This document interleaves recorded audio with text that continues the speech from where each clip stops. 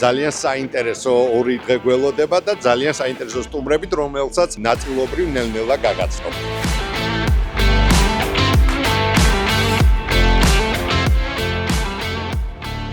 აიაქსი რა, ეს დღეს წამო გამოვიღებ ამ აიაქსის ფორმა. იტელი ის თეთრით რაც ყველასაც ამას არაცვია ის. ანუ აიაქსი ყველაფერი აქვს, მაგრამ ამასაც მწვანე აიაქსის მაისურა. იას ვერ ვყოლობ, ეთქობა თავის საინტერესო თამაშს ეთამაშება აქ სტუმრებს.